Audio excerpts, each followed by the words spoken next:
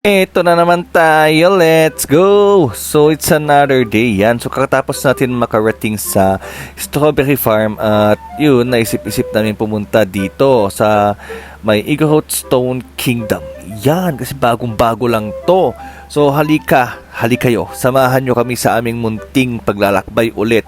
So, malapit-lapit lang to sa Strawberry Farm, around 15 minutes lang or 10 minutes siguro kung memorize mo na yung biyahe. Yan, so medyo matahik-tahik nga lang din kasi nga, syempre, parte pa rin to ng kabundukan ng Benguet. At syempre, kung bundok, may pataas at may paakyat yan. Malamang, alangan naman patag yan, di ba? So, ayan na nga, nandito na tayo. Boom, o di ba, ang bilis. So, ito nga pala yung Igorot Stone Kingdom. Yan o, bagong-bago lang yan. Diba? Ang lubit. Sheesh. So, andito na kami sa may parkingan nila.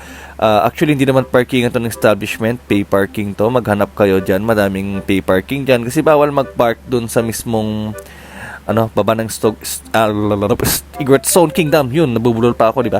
Ayan, medyo malayo nga lang yung pinag-parkingan natin at 100 yung pinayahan namin dyan. Medyo mahal din, pero alam mo na, ganun talaga. Ito na nga, Igorot Stone Kingdom Baguio City 2020. So, nung year of pandemic na ginawa ito, ayan, napakalupit.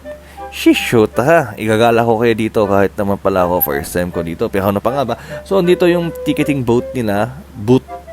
Ticketing booth, yan. And meron mga souvenirs dito kung gusto mong bumili ng mga kung ano-ano samot-sari dyan. So, 100 pesos per head ang entrance dyan para makapasok ka sa Igorot Stone Kingdom. Ayan, diba? Ang gaganda ng mga infrastruktura dito at yung kanilang mga ganun. Ano bang tawag dun? Basta yun. So, yan na nga, papasok na tayo sa Igorot Stone Kingdom. Yan, bagong-bago lang to. And meron dito mong cute na, si Bernardo. So, magbabayad ka dyan ng 50 pesos para makapicture sa kanya, 50 pesos per head. And then, to na nga, yan, si Bernardo. O, diba, ang lupit, ang daming mga statwa nga pala tawag dyan. And then, sheesh, napakalupit. Ewan kung paano lang ginawa to pero ang ganda. Worth it, sheesh. Hindi ko lang alam kung anong story ba, kung paano ginawa to or bakit ginawa to or baka siguro tribute to sa mga Igorot kasi nga, 'di ba? Igorot ang mga taga Benguet.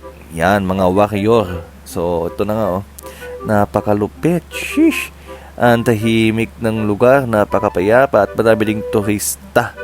Yun, tamang model mo tayo dyan. Baka ma-discover tayo ng Viva Max. Alam mo na, gang, let's go!